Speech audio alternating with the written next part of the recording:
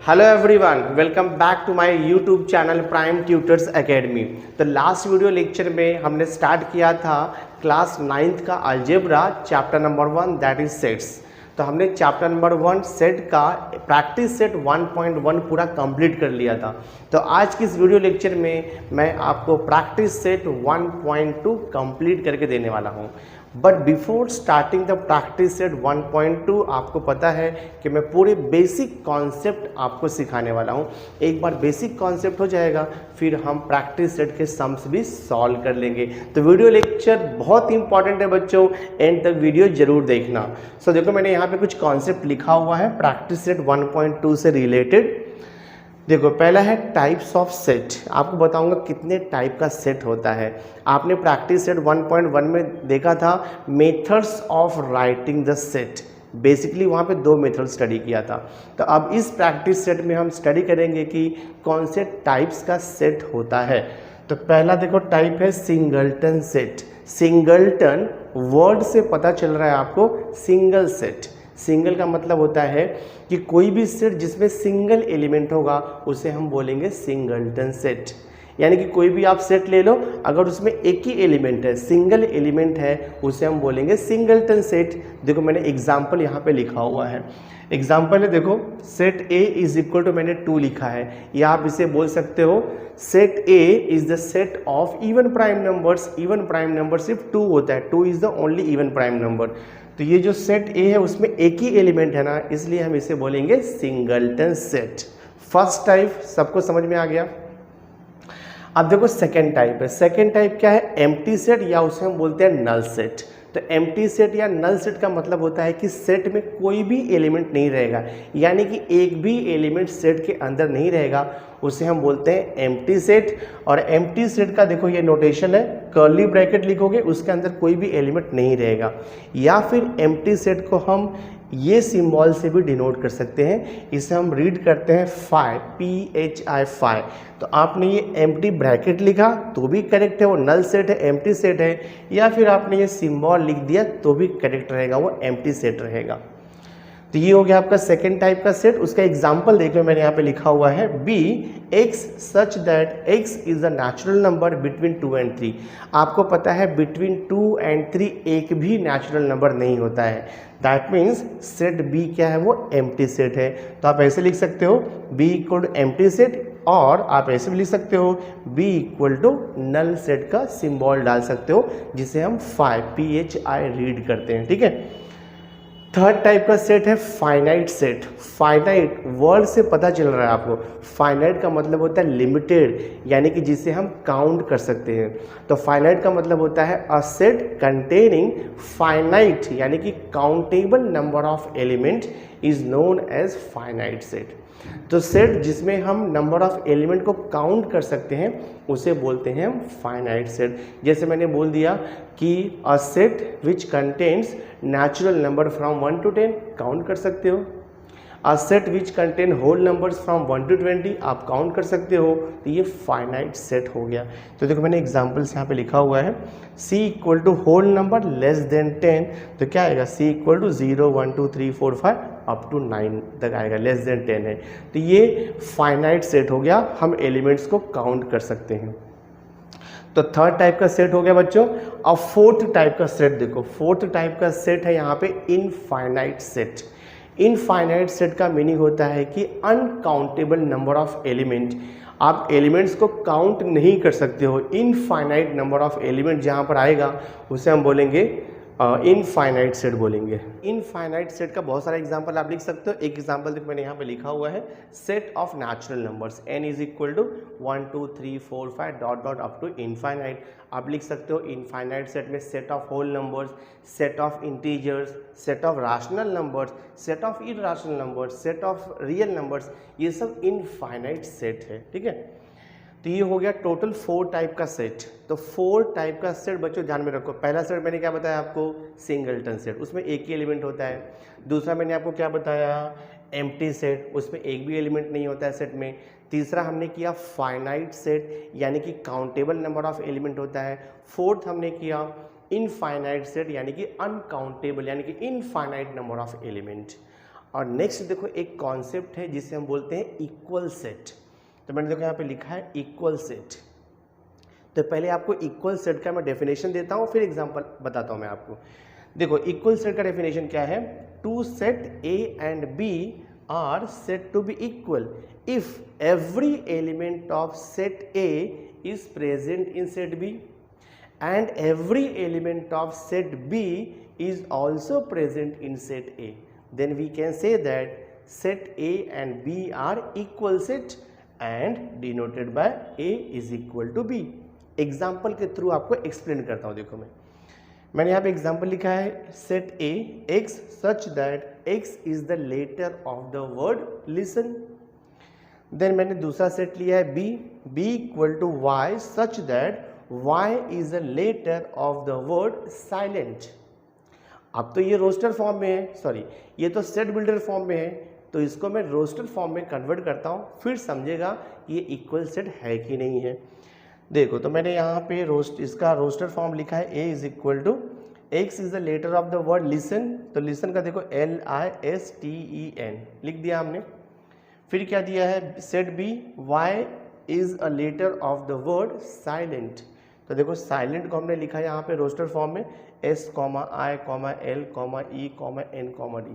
अगर दोनों भी सेट के एलिमेंट को ऑब्जर्व करोगे सेम एलिमेंट है। देखो यहाँ पर L है, यहाँ पर भी L है, I है, यहाँ पर भी I है, S है, यहाँ पर भी S है, T है, देखो यहाँ पे T है, E है, देखो यहाँ पे E है, N है, यहाँ पे N है। जस्ट ऑर्डर अलग है, तो सेट में ऑर्डर अलग रहेगा चलेगा, but number of element same होना चाहिए। तो नंबर ऑफ एलिमेंट यहाँ पे सेम है, that means it is an equal set. तो हमने यहाँ पे लिखेंगे therefore A equal to B हम लिख सकते हैं, set A equal to set B। तो ये हो गया इक्वल सेट का कॉन्सेप्ट। तो अभी जो मैंने आपको ये कॉन्सेप्ट दिया है टाइप ऑफ सेट और इक्वल सेट, इसके बेस पे हम प्रैक्टिस सेट 1.2 को कंप्लीट कर सकते हैं। तो चलो शुरू करते हैं प्रैक्टिस सेट 1.2। नाउ देखो प्रैक्टिस सेट 1.2 का फर्स्ट क्वेश्चन मैंने लिया है। फर्स्ट क्वेश्चन है decide which of the following are equal sets and which are not, justify your answer. और आपको यहाँ पे 3 सेट दिया है ABC। तो 3 सेट ABC में से आपको बताना है कि कौन सा इक्वल सेट है और कौन सा नहीं है, और अगर है तो उसका रीज़न देना है, नहीं है तो भी आपको उसका रीज़न देना है। तो बहुत ही आसान है बच्चों। देखो यहाँ पे जो सेट हमें A, B एंड C दिया है ना, वो हमें यहाँ पर दिया हुआ है सेट बिल्डर फॉर्म में, यानी कि रूल मेथड में दिया हुआ है। तो रूल मेथड में आपको समझ में नहीं आएगा कि उसका एलिमेंट क्या है। तो सबसे पहले अगर आपको रूल मेथड यानी कि सेट बिल्डर फॉर्म में दिया है सेट, तो हम सबसे पहले उसको रोस्टर फॉर्म यानी कि लिस्टिंग फॉर्म में कन्वर्ट करेंगे। तो हमें सेट A देखो यहाँ पे क्या दिया है, सेट A है x such that 3x - 1 equal to 2। तो for set A, for set A देखो मैं सॉल्व करूंगा इक्वेशन, 3x - 1 इक्वल टू 2 आएगा, तो 3x इज इक्वल टू 2 + 1 हो जाएगा, तो 3x इक्वल टू 3 आएगा, तो x का वैल्यू 3/3 देखो आपको 1 आ जाएगा। यानी सेट A को आप रोस्टर फॉर्म में देखो दिस वे से लिख सकते हो, ठीक है। सेकंड देखो आपको सेट दिया है B। सेट B क्या दिया है देखो, सेट B है x such that x is a natural number but x is neither prime nor composite. तो x नेचुरल नंबर है लेकिन वो प्राइम नंबर नहीं है, मतलब 2, 3, 5 देन 7, 11, 13 ये सब नहीं आएगा। तो यहाँ पे दिया है कि x नेचुरल नंबर है लेकिन वो प्राइम नंबर नहीं है और कंपोजिट नंबर भी नहीं है। तो अगर नेचुरल नंबर में से हम प्राइम नंबर्स को रिमूव कर देंगे और कंपोजिट नंबर को रिमूव करेंगे तो एक ही नंबर बचेगा 1। 1 is a number such that it is neither prime nor composite. तो 1 जो नेचुरल नंबर है ये प्राइम नंबर भी नहीं है और ये कंपोजिट नंबर भी नहीं है। तो हमें सेट B का आंसर देखो 1 मिलेगा। अब सेट C हम देख लेते हैं क्या है।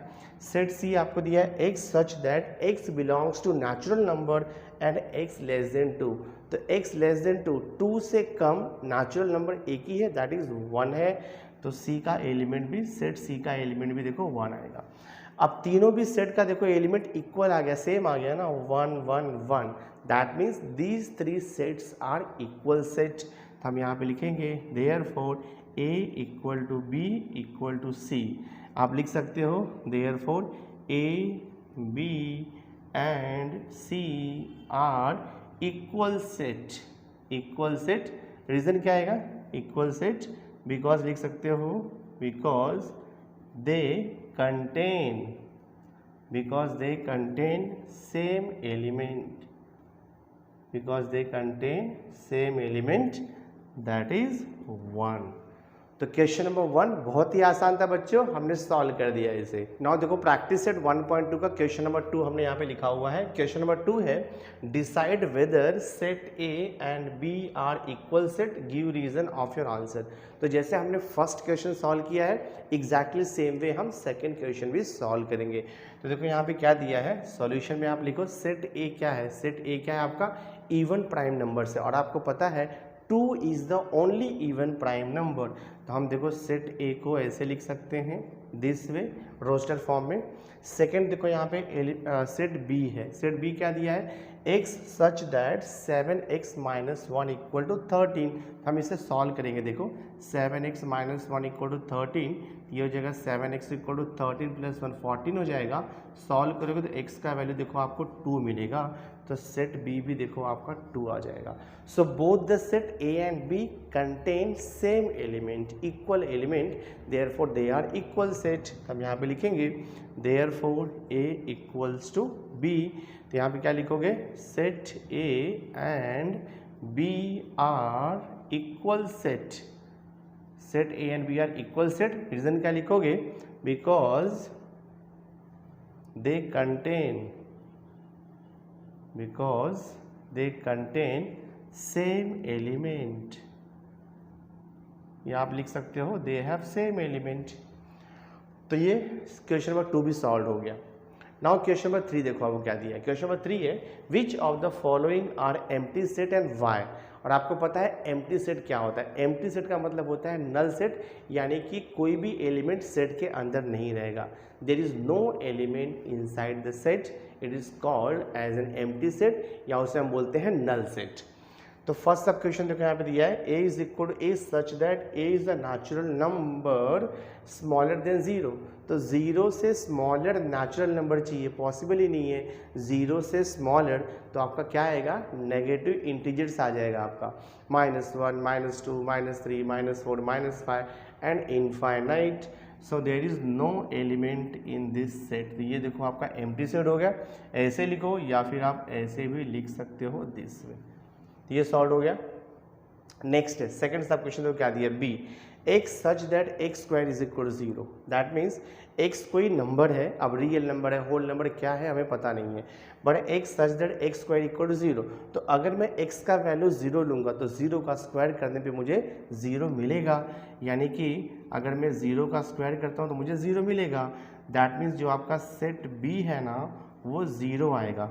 It is not an empty set. हाँ, एम्प्टी सेट नहीं आ रहा है, उसको बोलते सिंगलटन सेट, एक एलिमेंट है ना, सिंगलटन सेट हो गया। तो आप लिखोगे इट इज़ नॉट